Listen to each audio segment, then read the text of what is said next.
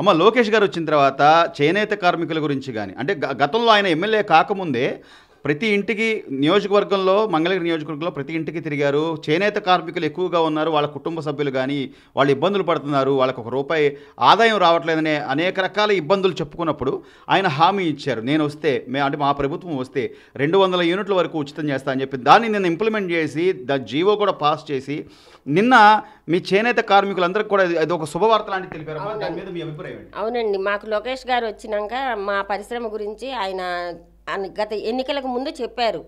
నేను మా ప్రభుత్వం అమల్లోకి వచ్చినాక చేనేత కార్మికులకి 200 యూనిట్లు కరెంటు ఉచితంగా ఇప్పిస్తాము అని చెప్పారు. ఆయన నియోజకవర్గంలో కూడా ప్రతి వీధి తిరిగారు, మా కష్టాలన్నీ చూశారు.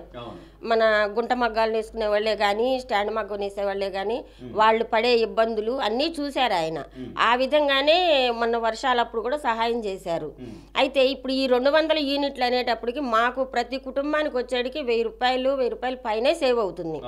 దానివల్ల ఇప్పుడు అది ఆమోద ముద్ర వేయించుకొచ్చి ఈ ప్రజలకి సహాయంగా చేయాలని చెప్పి ఆయన చేసిన ఆలోచన చాలా బాగుంది. సో మంగళగిరి ఎమ్మెల్యేగా ఆయన గెలిచిన దగ్గర నుంచి కూడా మంగళగిరి అభివృద్ధికి కానివ్వండి, లేకపోతే రోడ్లు డ్రైనేజీలని కానివ్వండి, ఎస్పెషల్లీ మీ చేనేత కార్మికులకు వాళ్ళు పడుతున్న ఇబ్బందులను గుర్తించి లేదా వాళ్ళకి చాలామంది వాళ్ళలో కనీస ఇళ్ల స్థలాలు కూడా లేని వాళ్ళు చాలామంది ఉన్నారమ్మా. అలాంటి వాళ్ళకు కూడా రేపు దాదాపు 3000కు పైగా ఇళ్ళు కూడా ఆయన ఏదో కేటాయించే పరిస్థితులు ఉన్నాయి అంటున్నారు.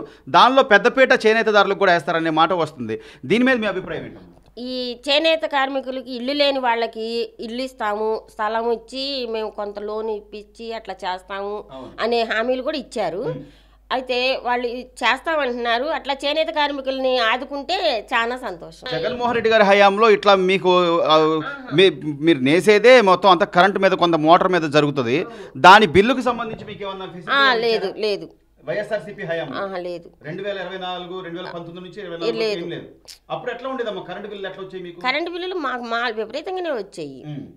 ఇప్పుడు మేమున్నాము, మేము ఈ స్టాండ్ మాకు ఇక్కడ లైట్ వేసుకుంటాం, మాకు ఇంట్లో ఒక ఫ్యాను టీవీనే, మాకు 400 అట్లా వచ్చేది కరెంటు బిల్లు. మా అసలు అంతకుముందు అయితే 200, 250 లోపే, 200 లోపే వచ్చేది. 200 యూనిట్లు ఉచితం చేసిన తర్వాత మీలాంటి వారికి కరెంట్ బిల్ అసలు ఉచితమై ఫ్రీ అయిపోద్ది అనుకోవచ్చు అంటారా? జీరో బ్యాలెన్స్ అవ్వచ్చు అంతే కదా మీరు చెప్తున్న దాని ప్రకారం అవ్వచ్చు. సో ఇట్లా ఆలోచించడాన్ని ఎలా చూడాలి? లోకేష్ గారు ప్రతిదీ కూడా ఆయన నియోజకవర్గ ప్రజల గురించి ప్రతిక్షణం ఆలోచిస్తున్నారు. ఆయన యువనాయకుడిగా ఆయన మీద మీ అభిప్రాయం ఏంటమ్మా? యువనాయకుడిగా అంటే ఆయన చాలా మంచి వ్యక్తి. ప్రజల కష్ట సుఖాలు ప్రతి బజారు వీధి తిరిగి తెలుసుకున్నారు. ప్రజల్లో తాను ఒకడయ్యి చేస్తున్నారు.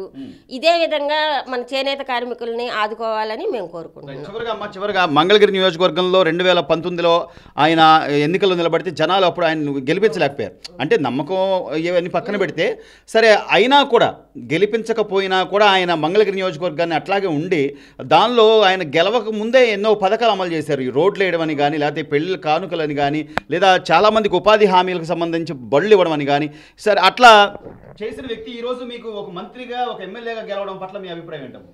చాలా సంతోషంగా ఉంది. మరలా మాకు లోకేష్ మళ్ళా ఎమ్మెల్యేగా రావాలి, భవిష్యత్తులో ఆయనే ముఖ్యమంత్రి అవ్వాలి.